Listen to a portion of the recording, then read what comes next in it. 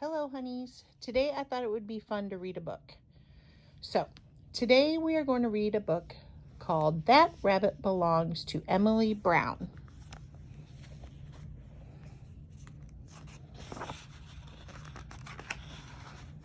That Rabbit Belongs to Emily Brown, written by Cressida Cowell and illustrated by Neil Layton.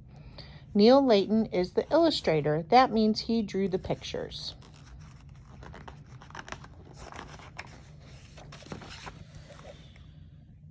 Once upon a time, there was a little girl called Emily Brown and an old gray rabbit called Stanley. One day, Emily Brown and Stanley were launching themselves into outer space to look for alien life forms when there was a rat-a-tat-tat at the kitchen door.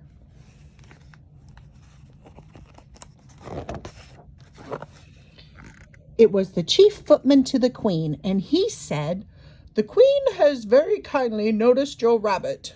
She would like to have that bunny wunny, and in return she offered this brand new golden teddy bear." Emily Brown looked at the Queen's teddy bear. It was stiff and new and gold and horrible. It had staring eyes and no smile at all. "No, thank you," said Emily Brown. "This rabbit is not for sale, and his name isn't Bunny Wunny, it's Stanley."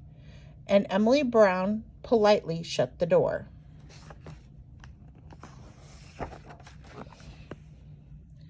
An hour or so later, Emily Brown and Stanley were riding through the Sahara Desert on a motorbike, and when there was a rat-a-tat-tat at the garden door. It was the army. The captain saluted and said, "Her Most Royal Highness Queen Gloriana III greets Miss Emily Brown, and she would still like to have that bunny wunny. In return, she offers the brand new golden teddy bear and 10 talking dolls that say, 'Mama, Mama.'"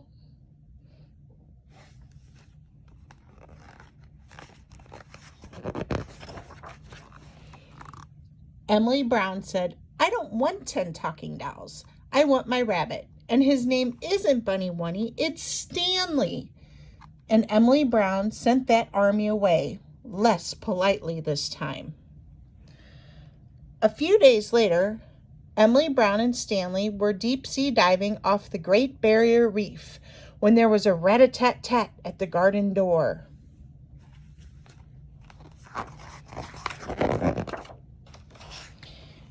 It was the Navy. The Admiral saluted and said, "Her Most Royal Glorious Highness Queen Gloriana III greets Miss Emily Brown, and she would like you to hand over that rabbit at your earliest convenience.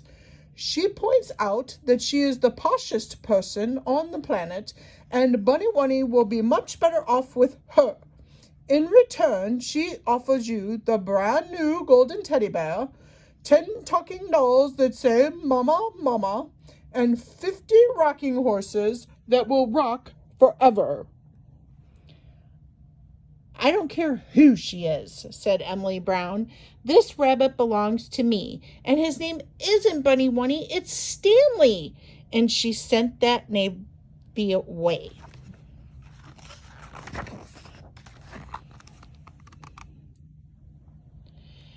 A few weeks later, Emily Brown and Stanley were climbing through the Amazon rainforest when there was a rat-a-tat-tat at the garden door.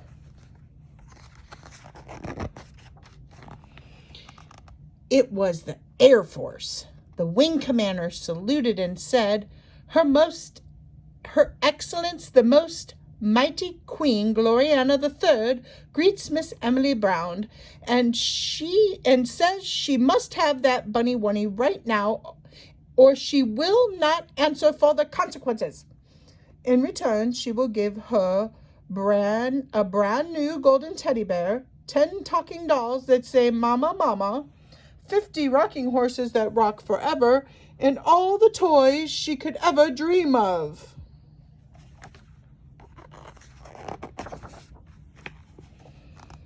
Now Emily Brown was fed up. She sent that Air Force away, and she pinned a big notice on the garden gate that read, "This rabbit is not for sale, and his name is not Bunny Wunny, it's Stanley," signed Emily Brown. A few months later, Emily Brown and Stanley were lying fast asleep in bed, dreaming of all the adventures they would have the next day, when there was absolutely no noise at all at the door or the gate or the window. Look who's sneaking in. Silently in crept the Queen's special commandos. Shh! And they stole the rabbit that belonged to Emily Brown. When Emily Brown woke up the next morning, for the first time in her life, there was no Stanley.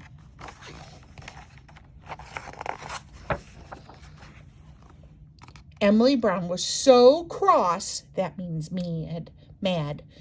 She knew just what had happened. She marched straight up to the palace on the hill.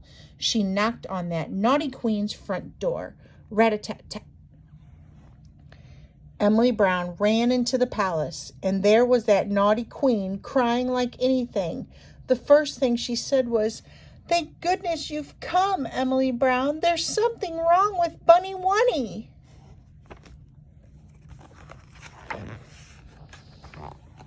There was indeed something wrong with Stanley. That silly, naughty Queen had put him in the royal washing machine all night, and he'd come out an odd pink color. The royal dressmakers had stuffed him full of stuffing, so he wasn't flippy-floppy anymore. And worst of all, they had sewn up his mouth where Emily Brown had picked it away. And Stanley wasn't smiling anymore. He was miserable.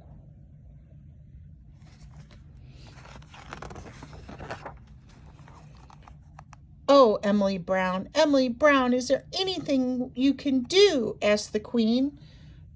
"There certainly is," said Emily Brown. "I shall take Stanley home." The Queen started crying even harder than ever.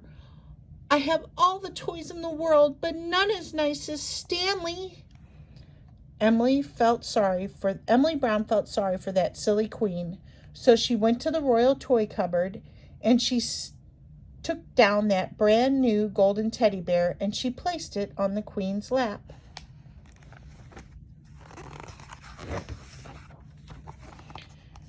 Emily Brown whispered so no one else could hear, "You take that brand new teddy bear and you play with him all day. Sleep with him at night, hold him very tight, and be sure to have lots of adventures.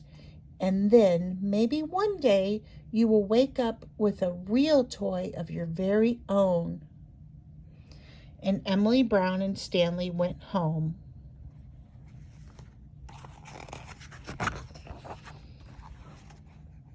That was the last Emily Brown and Stanley heard from that silly, naughty Queen for quite some time. But one day, a couple of months later, as Emily Brown and Stanley were exploring the outermost regions of the Milky Way, there came a rat-a-tat-tat at the kitchen door.